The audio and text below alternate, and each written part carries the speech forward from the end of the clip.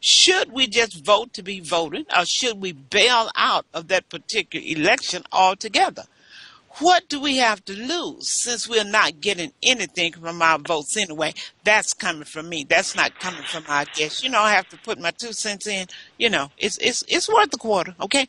Let me introduce my guest this morning, someone who I know and respect very well, Mr. Jim Clingman. He's an author. He's a national syndicated columnist. And he have authored great books. You all have heard him in California. Those all across the country have been reading his syndicated columns. And our other guest is Amefika Geuka. I may have pronounced it wrong. He's an educator, and he's one of a few remaining racemen. And he's going to tell you what the race man is. But good morning to my guest. Good morning, Jim. Good morning. Good morning, Amefika. Good morning, Dr. Rosie. A pleasure being with you. Yeah, it's so great to have you all on the show. This topic have really stirred up something in particular, I guess, from my little comment saying, if we can't get it right, then maybe we need to bail out. Black folks just went crazy. Oh, how we going to not vote? My forefathers, they gave their lives. They didn't give their life. Their life was taken because they wanted to vote. That's they didn't right. walk out and say, shoot me because I can't vote. When you do something so long, but I still believe in the fact if you keep on doing what you've been doing, you're going to keep on getting what you've been getting, So we're so tied into politics and religiosity that we become blinded by so much. So I'm going to shut up now, and I want you all to tell us, what is the Million Black Voters Initiative, and how can it impact us? Because we're going down the tube unless we do something. So talk to me. I'm going to defer to Brother Jim to open that.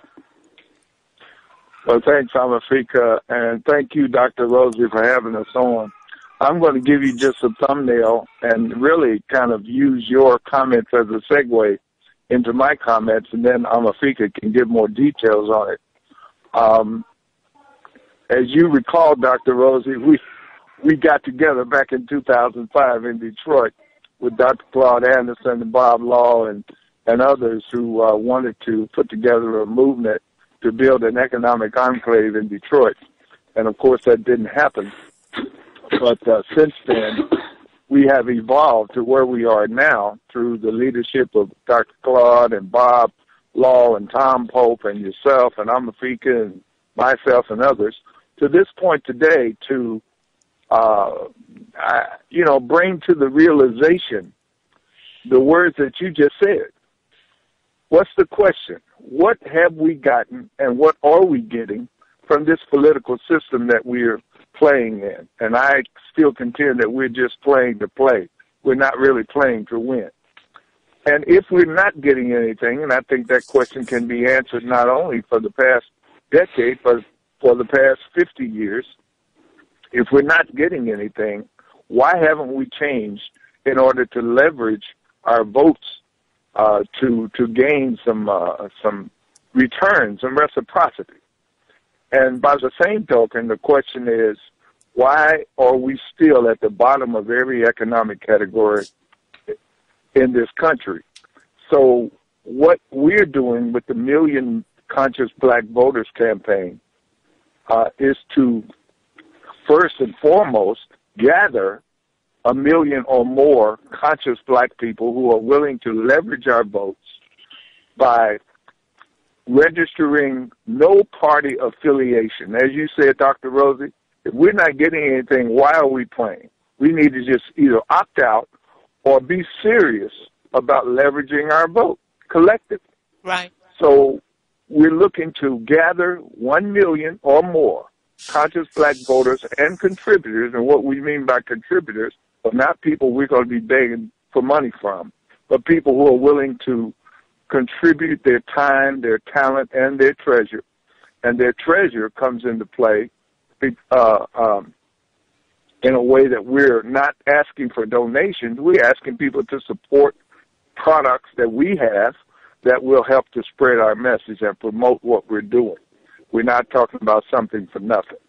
So, this whole notion of us participating in the political system that makes sense and using our dollars on a collective level to leverage reciprocity in the marketplace and to be able to have a positive impact on the political system, through political campaigns and all of that, puts us in a position to be able to win in politics and to achieve economic empowerment, as well as do more for ourselves as we move forward. So that's what the 1 million campaign is all about in a nutshell, but I want Amefika to give you more details on it. Okay. Well, Jim has certainly said it all, but to the extent that some additional input might be helpful, I would point out the emphasis that Jim placed on the word conscious. He also has written an excellent article, which is his current article for the National Negro Publishers Association publications around the country, as well as the newspaper for the Nation of Islam.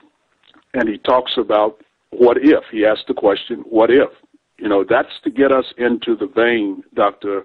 Rosie, of possibility thinking. Black folks are too deeply imbued in what I would describe as impossibility thinking. It seems that when it comes to black folk, we ourselves tend to think that things that other people can take for granted and can do with a little thought about whether or not it can be done, we get involved in all sorts of gymnastics about why, in effect, it can't be done and therefore should not even be tried. It reminds me of that old saying from way in the past that I've been down so long that getting up just don't never cross my mind no more. And so Jim and I are trying to bring some optimism. You both know, for example, as well as Brother Keith, that Lester Motivator Brown has a definition or how he distinguishes between optimist and pessimist. He says that a pessimist sees obstructions in the way of his or her opportunities and focuses on those obstructions as reasons why you can't enjoy your opportunities. An optimist, on the other hand, sees opportunity in the very presence and existence of the obstructions, because it's an opportunity to figure out a way to get over, under, around, through, or otherwise past the obstruction. And what we're trying to bring to our folk is a sense of possibility thinking and using the scientific approach to analyzing what it is that we're talking about getting to. And then we have to go at the appropriate people that can help us to carry out our hypothetical scheme for how we can bring about change. For example, we just got inundated here this past weekend with the importance, supposedly, of the Super Bowl.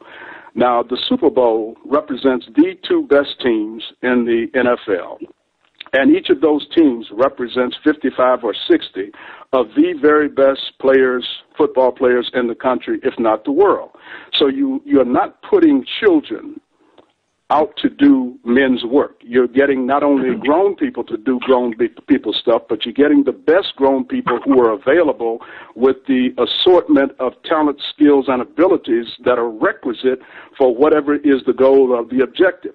Our tendency as a people has been to be reactionary. We react to every crisis, or whether it's real or imagined, and then we flounder around because we really don't have a plan of action. We've not analyzed anything. Jim and I, going back to the days, as he mentioned earlier, when I first met the two of you in 2005 in Detroit as part of Dr. Anderson's, what he called his Powernomics core team. Right. So we have been working on these things, as you know, not just Jim and I, but you as well, ever since that time, and all of us go back to before that. But in terms of working and interacting with each other, we all go back to 2005 at the very least. So we also need to convey to people out there in the audience that we're not Johnny's come lately to this struggle stuff. We've been engaged in this, and for most of us, especially those of us on this phone call, this is our life. Exactly. This is not a side thing or something that we do when we don't have anything better to do. This is what we have devoted our lives to, and every energy of intellect and energy that we have available to us, we're applying to this thing. And Jim and I are convinced that this 1 million conscious black voters and contributors concept is the key, that this can make it happen. But what we need is not just any old 1 million black folk. We need 1 million black folk who are the creme de la creme of what we have. And I'm not talking about that, Dr. Rosie, from an elitist standpoint. Right. I'm talking about that from a quality standpoint. In fact, a sub-name for this group that I've suggested to Jim and our other folks is Club QPO. Q as in Queen, P as in people, O as in off. Club QPO, the Club for Quality People Only. We've got to, at long last, put the best and the brightest of the talent, skills, and abilities that our race has produced to work for the uplift and the advance of our own people. So that is the 2% that Jim and I are seeking. And as he says so beautifully, this is a whosoever will, let him come movement. Okay, great. Okay, I think we have a caller from 850. Go ahead. Caller? Are they just listening? Okay, maybe they just want to listen. Listening. You know, I think this is so wonderful. When I am very impressed with this, but I want to know what are your plans with galvanizing, reaching the 1 million people. I think that might come in when we talk about contributors. Those who have radio shows need to be talking about it. Those who have newspaper, whatever media, whatever outlet, those who are Facebook, and those who are doing any type of communication would be a contributor. We need all of those hands, all of those minds, every maneuver that we have. And I believe we can do this. So just give me some ideas how you expect to reach these 1 million people. Jim? Well, we're doing it right now, Dr. Rosie, by being on your show, and we've been on other shows. Of course, you all out there in California are very familiar with Carl Nelson. We've been on his show several times, and we have other conscious radio programs that we have been on and spread the word. And from that, we have received hundreds of people who have sent in their names saying, count me in, I am one of the million. And that's our theme, I am one of the million. So, you know, we're doing it now. We're looking for other outlets. Brother Keedy has contacted me. He wants us to be on his show as well. And we're just looking for people to not only hear the message, but to spread the message to others and get them to send in their name and their email, and we'll give you the address and everything, and to let us know that they're in. And as Amefika said, the word conscious is very key.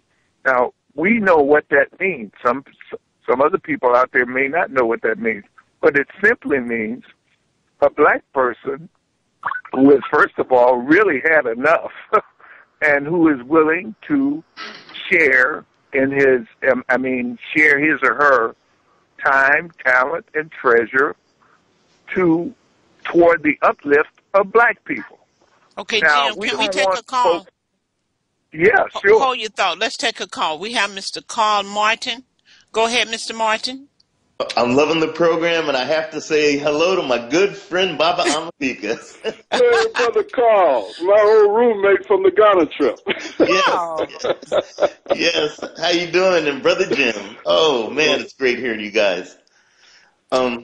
I just wanted to put a shout out there to say that yours truly is definitely shaking up the under 35 crowd, because that's where our growth mechanism's coming from, and that's where our for lack of a better term, where the majority of our focus, because of the competitiveness around the world of folks with a lot of money, a lot of political clout, and a lot of security that are focusing on their young. And I was just kind of curious to kind of put a bug in your ear and just see what your thoughts are about that. And then I'll listen off the air. I would Thank suggest, you. You go ahead. Thank you for that question. It's a very critical question. It gives us an opportunity to segue into, for example, how Jim and I have carefully constructed this movement as it is, specifically to address the sort of concerns that not concern, but the issue that Brother Carl just raised. And that is that Jim and I, along with several other old heads, as we colloquially refer to ourselves, are sort of like the elders of the movement. And then we are dealing with another group of people who are, for the most part, in the age range. I guess the youngest sister from Atlanta is about 35, and perhaps the eldest among that next group of people with Gemini are probably in their late 40s or early 50s. So those are the folks who we see, for example, and who see themselves as pretty much our proteges. So what we're doing is working closely with them to cultivate the next two generations. And we anticipate that as this movement grows, especially in key positions that are absolutely essential to our success ultimately, we have to be from 7 to 10 deep at every position. So obviously, we're not talking 7 to 10 deep with old people like me and Jim. It's got to be, young folk with a lot of energy. For example, I just got out of the hospital last week. I was in the hospital for 4 days. They tried to convince me I had one or more heart attacks. I don't necessarily believe that, because I thought you're supposed to see your life passing before you actually die. When it's a near-death experience, or at least you're supposed to see some real bright lights because you're walking into heaven or wherever. I didn't see any of that. So as far as I'm concerned, I wasn't anywhere near any death. And I'm glad to be back on the scene, and I wasn't going to miss this call with you and Brother Jim and Brother Keith, even if they did try to call me on the other side. But be that as it may, we are specifically encouraging and cultivating the next level, or I should say the next element of leadership. So, because tomorrow's not promised to any of us as individuals. So we are very much in tune with what Brother Carl was just suggesting. Now, I want to say this to Brother Carl, and Jim and I are very adamant about this. Anytime we have an opportunity to appear on Conscious Black Radio, television, or wherever, we're there for an express purpose, and that is to recruit. So what I'm calling, because that brother and I were roommates on one of my trips to Africa, and so we got to know each other real well. And I'm calling Brother Carl out now. We're looking for you to become one of the million, Brother Carl, and to bring as many of those 30-ish types of young black folks of conscious mind, of course, right, into this movement, because that's what we're looking for. We're looking to build this movement. Wow, that is so wonderful. And, that's why I tell people who are my age and older, a lot of people who retired, they're not doing anything. And I say you are very key to this movement because, number one, you're not on the job. When I say You're not on the job, let me just be real. You're not on the white man's job, okay? Because sometimes when you're on these jobs, you can't be political. You can't be out speaking. You can't be on the radio and in the front of television because when you go to work Monday, you may get laid off. So now, since you're not in those positions, I'm telling the elderly and the youth is going to be, you take those spectrum, are going to be the one to make this movement where we're trying to go. And those people who are not doing anything, they need to get out and help spread the word, hold meetings. This thing is going to have to go like a tent revival. I mean, we got to move fast. We'll be into 2016, and we need to teach people that we're not getting anything. And see, we're so mixed up. People say to me, well, how you look at ain't nothing on the table for us when it came down to loan remodification, that was forever. That we were included. If the loans, school loans get fixed, we include. How can you say it ain't nothing for blacks? But other people don't go in that way. They go in and want their name on it. I want you to say that's right. That immigration. Exactly. That we don't have to leave this country. I want you to say. I didn't hear anybody say that blacks will get a chance to stay or Haitian. I mean, people lost their mind. Well, you included everything was done. You included. You just have to get up and go get yours. Come on, we've lost our mind. That's a shame. We're not included. That's a shame. Yeah, but Go ahead, Keith. I remember when we were talking about before Barack Obama first, when he was running. He wasn't even elected yet. We knew he was going to get in. First thing we said is you have to push him. Even Franklin Delano Roosevelt said when he got in, and people wanted socialist policies, because they were tired of the oppressive wiles of capitalism. He says, I can't do anything unless you push me. That's right. If you don't make demands, I can't go fight for you. You have to make demands, and we didn't make any demands because we're happy to see a black man in office. There you go. And that's the very time when you have somebody that looks like you in office. That's when all of your demands are supposed to come in. Everybody's supposed to push him because he's your representative. He's not your savior. That's right. And see it what is so important for us. Oh, go ahead, Dr. Rose. No, but what happened, some of our political, like the Black Caucus, some of them who didn't vote for him or wasn't for him at first. So it's like they became alienated. And then we, as a whole people, we all suffer. And for all these years, we looking down their mouth for them to tell us who to vote for and how we need to do it. We need to totally break away. We don't need to let the politician nor the preacher. I'm going to say that again. I may get it put out of my church, but that's okay. I'll do like there's a group of people here standing on the corner preaching. I can stand there. In fact, I can preach right here in my office at 1425. I probably save more people doing my business than they do in some of these churches. Okay, we cannot allow the preacher nor the politician to tell us who to vote for. Okay, Absolutely. So we need to look at what's happening. When somebody tell you they're talking about the employment rate, how it's up, and we're clapping hands. Yeah, they said employment up. Is your son on the couch or is he working? Is your husband on the couch? Is he working? Do you have eyes to see what? Or are you going to let the media dictate to you what's happening?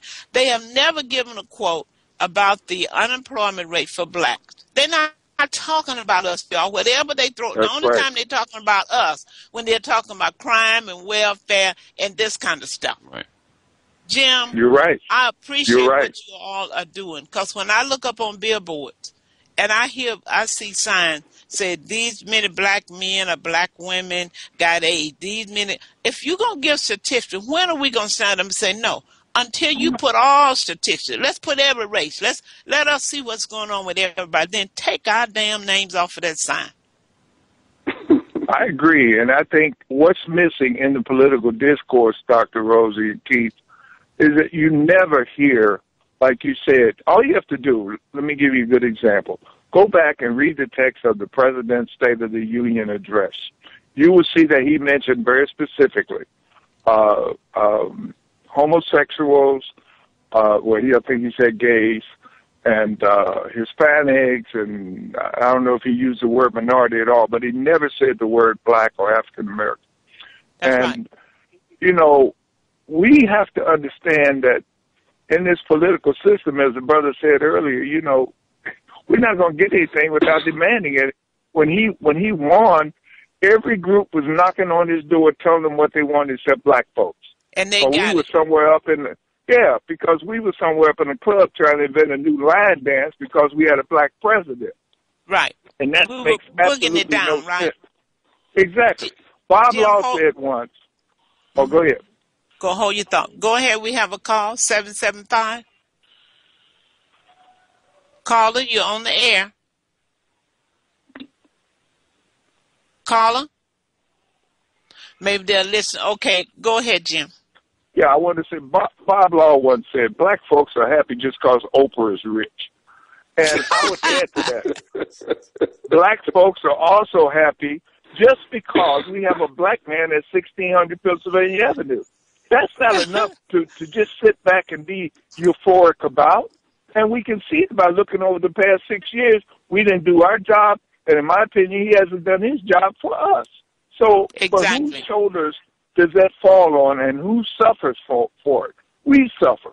And all these folks who say, well, we get everything else, we're included. I want us to be the includers rather than always looking to be the included. And if we have a million black folks, we can include ourselves in our own political and economic empowerment. And on our own terms. That's right. It makes no sense at all. Right. Again, I'm going to say I'm so happy, I'm in this thing 100% because we have some issues that nobody is addressing. We can sit in a country. We got black politicians, black so-called leaders, and here we are allowing our people to be slaves. What do I mean? we're allowing these corporations to send their work into the prison to the inmates, getting free labor basically all over again. Now, Jim, I want to take the position that we need to bring an end to inmates working for corporations. I tell you why. Long as you can send the work there and get paid little, then the people on the outside not gonna have work. Then they wind up inside because they can't make a living for themselves. It doesn't take a rocket scientist to see that it is something wrong with this. And that's by design. Mm-hmm. Go ahead. No, I was going to say. I want to hear you. No, I was going to say, and what we should be doing is spreading the word that it costs $60,000 to imprison that man. So the thing is, you know, the corporations are getting cheap labor, but who's footing the bill for it? Because they're not eating, breathing, and sleeping for free. Right. That's on the taxpayer's dime. And I think that the quickest way to make a white person mad is that, you know, to tell them the reason that your white child can't go to school for a reduced price is because you're locking up black people for triple the price that you should be on a humbug. It makes no financial sense to lock up that black man for smoking weed for $60,000 a year. Wow. And Jim, have you all heard anybody say anything about these corporations hiring inmates to do all this work while the people out here walking the street and can't find a job and get thrown in jail because they can't pay child support because they don't have jobs? I can't take this no more. Let me respond to that, Dr. Rosie, in this way, because, and it's interesting that you raised that point. One of as Jim can confirm, one of the things that we're working on as we speak is putting together our platform for our campaign. We're doing the same sort of thing that political parties do, developing a platform, and that platform is going to contain any particular number of planks.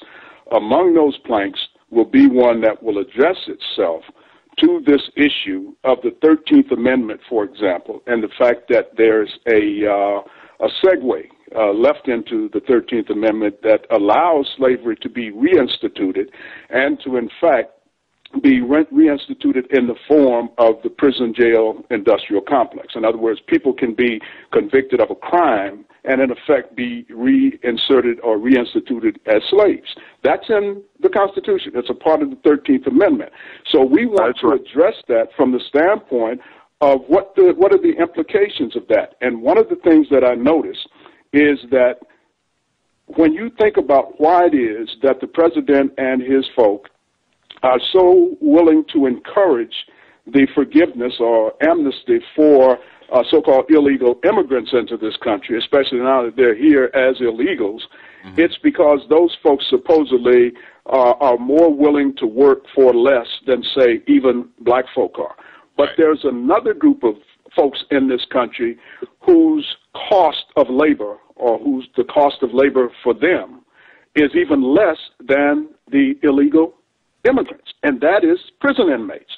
So the thing, interestingly enough, that is the one last place, for example, for black folks to avoid being annihilated or having genocide committed against us would appear to be evolving, that they put more and more of us, male and female now, into this prison jail industrial complex, thus subjecting us to re-enslavement, a form of re-enslavement. And that is supposed to be the way that for the system as such, we would continue to be tolerable for at least some point into the foreseeable future until that particular thing is no longer a valid way of justifying allowing us to continue to exist. So your point is very well taken, and we do intend to address that as a part of the mission and purpose of the 1 million conscious black voters and contributors. Okay, let me and Dr. Rosie, Let me give a number out right quick, Jim, because I've gotten so involved, I'm forgetting to tell the people how they can call us. 310-928-7733. That's 310-928-7733. 7733 310-928-7733, or you can email us here at innerlight, INNER, innerlightradio@yahoo.com. And let's see if 805 listen or want to chime in. 805? Area code 850. 850? Area code 85. I guess they're just listening. Chime in if you want. Go ahead, Jim. If you have a thought. Well, I just wanted to reemphasize what Amefika said about the platform. This is not something we say we are out here recruiting. That's our primary role right now. But in the background, we had a meeting 2 weeks ago in Greenville, South Carolina, of about 15 people who came in from as far as California. And we are building, as we speak, this platform with different planks. I think we have about 10 now. So we're not just talking about pulling people together and then calling people and saying, what should we do? We've done a lot of work, and we continue to do the work so that when we do get our group together, then we'll have something to give them and to show them, even as we speak now. So, again, I emphasize what Amefika said. You need to be a part of this group. And all you need to do right now to be a part is to send an email to info@IamOneOfTheMillion.com. Info, I-N-F-O, at IamOneOfTheMillion.com. And say, that's all you have to do. And then we'll contact you, and you'll be a part of the group. So I just want to emphasize that point. Can I give an illustration, Jim, for what would be a possible plank of this campaign? We talked about this one in depth when we were in Greenville, and that is that the campaign could support a plank that would call for the forgiving of students' college loan debt. Now, the Obama administration could bail out Wall Street to the tune of almost $1 billion, and from what I should say of $1 trillion, $700 billion, and from what I'm told and what I hear, the actual amount that was used to bail out Wall Street and the big banks and several corporations was in the trillions, actually. So we're saying that since they could find money to do that, they can certainly find money to forgive the massive student loan debt that is like an albatross around the necks of American students. Yes. We're not talking about anybody from any place else in the world. We're talking about just American students who are burdened down with this massive student debt. So that would be one of the kinds of planks that we would be advocating. So people can see, for example, what the potential is. And that also ties us back into that 30-ish group as such that Brother Carl mentioned earlier. They certainly are the ones who would have the greatest interest in that particular kind of plank. And what we have given them or offered them now is a vehicle by which to address that issue and address it effectively. Because let me tell you something. There is no election at the national level across the country where 1 million a block of 1 million solid votes determining to vote together, and whatever amount of money that 1 million represents, if we just ask, for example, each of our 1 million to commit $10 to a particular campaign initiative, or even one of our platforms, that means we can not only offer to give or withhold 1 million votes for a national campaign, but we can also offer those votes and $10 million, or if we decide $25 apiece, $25 million. There's never been any black folks in a position to negotiate from that kind of a position of strength.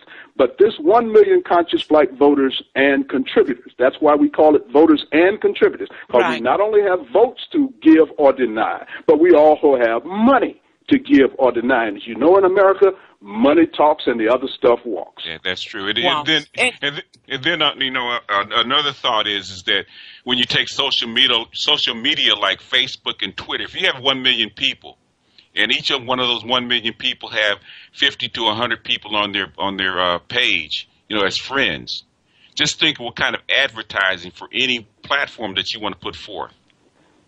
Brother Keith, you're That's talking right. my kind of talk.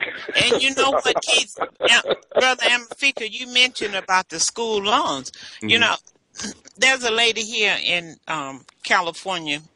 Her nephew told me she's 82, and they're taking 15% of her Social Security Yeah. check for Yeah. a student loan, not for her, that she Mm. signed for one of her children. Right. That's This right. makes no sense at all for that. There's no one addressing the fact that they're coming after seniors. They're already not getting anything.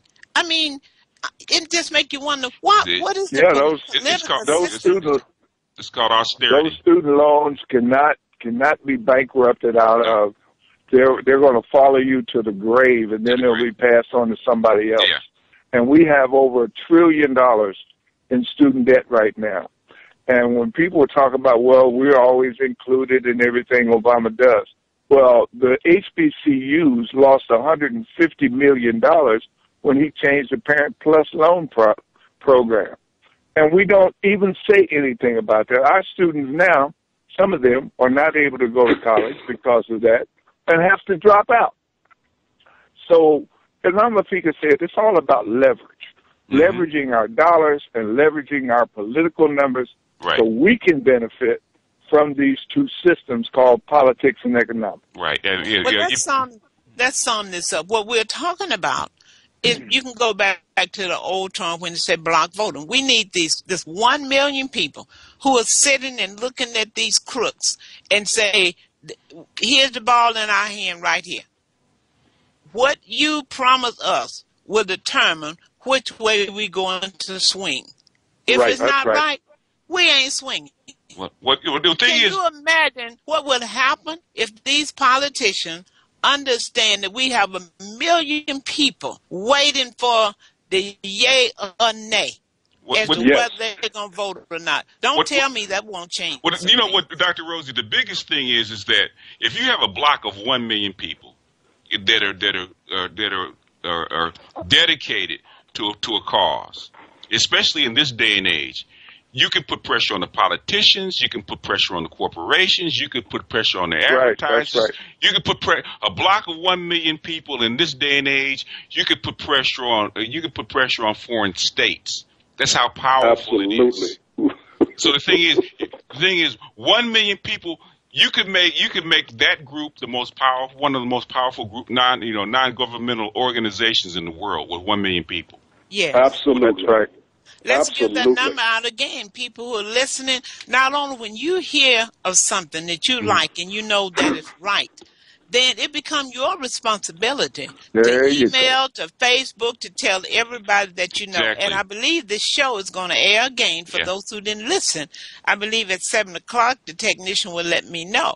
It is important for you to write this email address down, send your information, say, yes, count me in. And it ought to be count me and count my family. That's how it needs to roll. All right. Okay? Count All me right. and count my family. So you can email at info, I-N-F-O, I am One of the million. oneofthemillion.com. Info, I am oneofthemillion.com. So we want to know that some emails went in today. And when you know something is right to do, don't just do it yourself. Don't play it like you play church. You go and you leave your family at home. You don't tell your cousin about it. You don't talk to nobody. It's just you going. We want you to take a different approach. We want you to go and to take somebody with you this time. It's important because we have nothing to lose by staying out of election if we have to. And I'm ready to make that move. I'm tired of voting for nothing. I'm tired of people ignoring us. Mm-hmm. Now, here you sitting up that when you ask how many black groups have gone to the White House, how many have they laid out what we want? We don't even know who are representing our wants or our needs. Have anybody, I don't know, have anybody asked you, Keith, what do your community want? What do you all need? Have anybody asked that question? I haven't had that question. No. I haven't been confronted with it. So how do you know what I need? How do you know what we want? Key to what you're just saying, Dr. Rosie, is something that Jim points out all the time, is that an attribute or a characteristic of this movement, this 1 million conscious black voters movement, is that we are unapologetically black. We don't have any conflicts of interest. Our interest is singular. Our interest is about the uplift and advancement of people of African descent in America, and by, shall we say, extension, people of African descent throughout the diaspora. So that's another thing. If people have been complaining because they've had no independent black voice speaking up for black interests since the emergence of Barack Obama and the corresponding, shall we say, muzzling of most of the so-called pro-race spokespersons and leaders, if you want to call them that. But what we have coming back into play now with this movement is people who have no obligation other than their self-committed obligation to the uplift and advancement of black people, and we can call it black, as you have said from the beginning of this program today, Dr. Rosie. And Dr. Rosie, one other point. What we're talking about with the 1 million on a national level is easily applicable to any local city. There is a number for every city where black folks reside. There is a number, and Amefika has done a lot of research on this, where black people collectively, voting as a bloc, can control local elections too. So no, I don't want the listeners to think that this is just a national movement. It can also apply to what's going on locally wherever you live. Exactly. Let me illustrate what Jim just said to your city. Los Angeles, California, according to the numbers that we have, has approximately 365,118 people of African descent. And 2% of that number, remember now, the 1 million that we're talking about nationally is roughly 2% of the total of 45 or so million black people in the entire country. So 2% applied to Los Angeles and its black population. You have 365,118. 2% of that is 7,302 people. So if you had a solid block of 7,302 race-conscious black folk in the city of Los Angeles, prepared to vote the same way or not vote at all, prepared to put their money behind or deny it to a particular candidate or party, they could control the election of control any election in the city of Los Angeles. Well, Amefika, what you all are saying is that this will be on a national level, but every city need to come together and do block voting. And Dr. Anderson Keith told us that over 10 years ago. He's been telling us that we need to do that. And that's what we are going to do, because it doesn't make sense what we are getting out here. We don't even know. It's just crazy. You know, no and way how you can can we win sit if you here? don't. Yeah. It's no way we can win. And anybody who have any grandchildren, your idea have to change, because every time I look in the face of my grandchildren, it makes me want to fight more. When I see the unhappiness in our young people, I've never seen such dullness in the eyes of youth. I remember back when we were young, Jim, how we would skip and play jack rocks, jam ropes, and all this stuff. You don't see our kids. It's like they're feeling something. They're feeling so empty. They go to the bank, nobody look like them. They go to the job, they can't get in. I mean, they go to the cleaners, all the businesses, people owner who don't look like them. Don't you know that this have to have some type of impact on our children? Right. So how can you That's just go happy-go-lucky and leaving these children behind? Because let me throw in an ad right quick, because you all know I do estate planning. And I've been trying to get our people, Jim, to don't leave your stuff to the hands of the court. You know, do a living trust so you can at least pass on what you worked hard for. But we got folks who won't even do that. Well, let them fight over it. Sometimes I just want to take a baseball bat, and if they weren't putting folks in jail for hitting people, I'd be fighting out here, okay? So they won't do that, because I believe, you all, that we talk about this school loan situation. They going to come after estates. You watch Mark my word, they're going to be Mm-hmm. Oh coming, yeah. find a way. Oh yes, Because they are. they're already Of course. coming after. If you Mm-hmm. go to a skilled nurse facility, they have law already. They're going to come and get every dime from your That's estate. right. What they pay for you being in these skilled nurse facilities. Jim, they're going to pass it Yep. on down to anything that you have, these school loans. They want to strip Yep. you that you won't have nothing. That's right. So we That's better right. start making some plans. Well, I like to say that Frederick Douglass said, "Power concedes nothing without a demand." I add to that, that demand must also be accompanied by power. Yes. A demand without power will get you nowhere. We can demand and we can say we mad, and as I said in my latest article, enough is enough. We can get up on the stage and get behind the microphones and enough is enough. We've had enough. But if you don't have any power behind it, you're operating from a position of weakness, and you're going to get absolutely nothing. We just got So we empty need words. to change our Empty words. behavior when it comes to that. Mm-hmm. Hey, If empty I, words. if I may, before we run out of time, I want to talk briefly about one other plank in our potential plank for our platform that is germane to this particular program that we're having today. One of our planks is support for conscious Black radio talk programs. In other words, we would be looking at going to our 1 million solid Black voters and contributors and said, look, it will cost this amount of money to put Dr. Rosie and Keith's program on terrestrial radio 5 days a week for whatever number of hours a day. And we pick up the sponsorship fee, so there's nobody out there who can threaten to pull them off the air if they take positions that are too radical. See, when you just think of the potential of what 1 million Black folks with something between their ears other than empty space, right, and who are not paupers, what the potential represents. We can decide and determine our own destiny. And we can put programs like yours on terrestrial radio, and you can always stream onto the internet. But just imagine if we champion that cause all across this country. And this 1 million solid Black voters and contributors can do that. Wow. And you know what we did, Dr. Rosie, with the Blackonomics $1 Million Club, how we helped to fund the Marcus Garvey High School out there in L.A. Yes. That's an example of what we can do when we pool our resources and we're committed to doing what we say we're going to do. We have to take the burden off of one or two people, But I'll That's commit, right. with my show, I don't have sponsorship, but I make sure I pay to have my show every week because I think this information is important. And by the way, this show is going to air again at 8:30 Pacific Standard Time. And Keith doesn't miss a show. We've been doing this about 4 years now. We have plenty of other things to do, but we're on this airway from 10 to 11 because we're committed.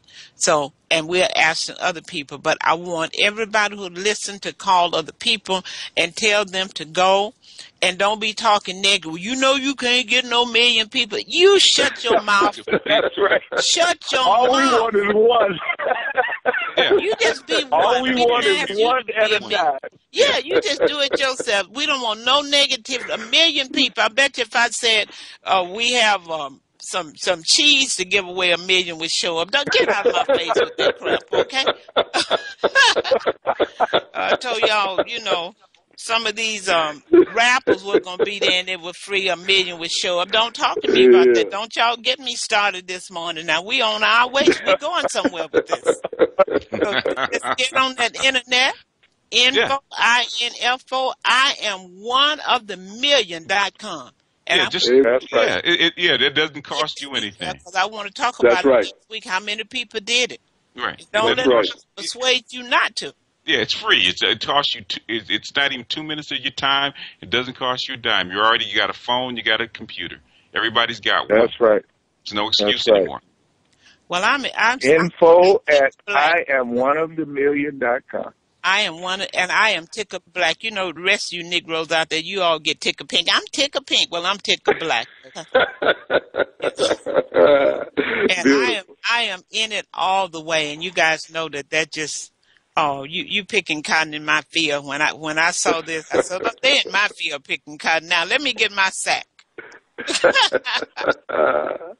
Now, Dr. Rosie, we would ask that you and Keith continue to put the email out there, info@IamOneOfTheMillion, and on your future shows, and just continue to spread the word. And I really appreciate what you guys are doing out there. I read your piece today that talked about what Muhammad Nasruddin, made a valiant effort to get us to do, to pool our resources. And this is just another step in that direction. It is. That's why this year for the Black Writers on Tour that's coming up April 18th, I created Southern California Black Business Expo, and I'm going to put them up under the same roof because we can strengthen each other, because the people who have other businesses, they need someone to do their business cards, they need printers. That's right. We can all up under one roof, because people are saying, well, I don't know where the black businesses are. And I told them, it's when you're marching and you're doing what you're doing regarding the Ferguson situation, but when the dust settles and the dew dries up and the icicles, y'all don't know what I'm talking about. When the icicles, when the sun melts the icicles off the roof, where are you going to be?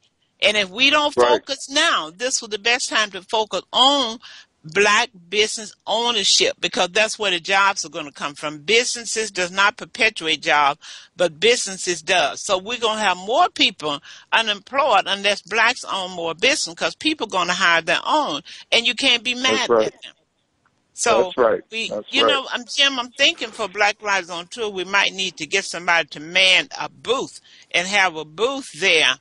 Well, we have a brother out there who I'm sure would be willing to do that. He lives in Riverside, and he attended our meeting in Greenville, and we can certainly make that happen, I'm sure, through him, because I was going to ask you, during that event, please spread the word, and we can send some flyers or something to get people to sign up right there on spot. We'll do that. Then I'll give them an exhibit booth so they can do that and put I'll them put him in prominent touch place. with you. Okay. I'll put him in touch with you. His name is Charles Brown. Okay.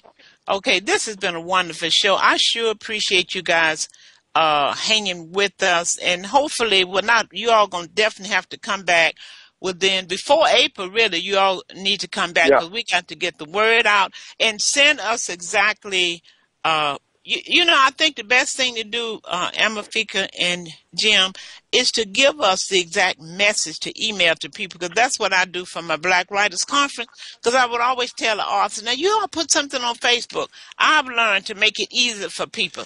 Give them the script, and all they have to do is click it on. Does that make sense? Right. Yeah. Right. Makes all the sense in the world. We have a lot of stuff we can send you. Amefika has a lot of papers. Of course, I have articles, and we'll definitely do that. Yeah, and we want to just script it for something short. They can put on Facebook. They can put on Twitter, so they can just take it all over, because they want to help, but they won't construct it. They feel like I may misspell it. Maybe I didn't put a comma here. People have all kind of reasons. When it comes to writing and putting something out, you will have problems getting people to do that. Now, somebody has a message on the board. Keith, what is the message? Okay, this is from Tony via Facebook. He said, we need an effective think tank. Our economic issues are much deeper than that, than just having a few more black-owned businesses. I said, well, I would say, Tony, we have a think tank on Sunday called the Falcon Forum. We've been doing it for like 10 or 11 years. Brother Clingman, I know he has several think tanks. So there's think tanks all over Black America. The thing is, are you willing to support the think tanks? Yeah, and we're not just talking about having more black-owned business. The key thing, I don't want to see the more black-owned business. I can get more black mindsets to do business with black. That's why our younger generation don't want to go into business, because they saw their mama fail. They saw their daddy struggle. They see them working from sun up to sundown and bail and make a living. We see black business that's just surviving versus thriving. We're talking about creating a mindset for black folks to want to see these business do well. So not only when your child come to work for you, they won't want to leave and go work for somebody else, because you're able to pay them. You were able to offer them benefit. You know, it doesn't And matter how many businesses you open. If black folks don't change their mindset right. about supporting these businesses and wanting to see them there or coming in. I remember when someone came to me, it was a health food store here, and they said, their shelves are just empty. Maybe they don't look like they got much money. I said, did you offer to go in partnership? Did you say, do you need a loan? Or did you say, do you need a partner? Don't talk to me about a black business that's struggling. Did you offer to help? Did you go in to see if there was something you can do? We have a call from 56. Oh, okay. No, we don't. But that's what I'm talking about. Rosie, yeah. Here's a very important stat for that person that sent that in. You're right. It's not just about starting businesses. It's about growing our businesses. Right now, if you look at the last economic census, there were 1.2 million black businesses in this country. Of that 1.2 million, only 106,000 had any employees. Mm-hmm. So we have a lot of businesses, most of which are sole proprietorships, but the only way they can grow to the point of being able to hire your children and grandchildren is that we support them. Yes. Yes, so that's what we're talking about. Well, you all, we're out of time. It's been so wonderful. I thank you all so much. And Amefika, this is like a family reunion. Yes, it has been. Yes, it has been. Look forward to the next version of it. Okay, so you all take care, Jim. And yes, all right, we will have a booth for you at Black Writers on Tour and the Southern California Black Business Expo. Excellent. All right, we appreciate it. Thanks a lot, Keith. You all have a great day. You too. All right.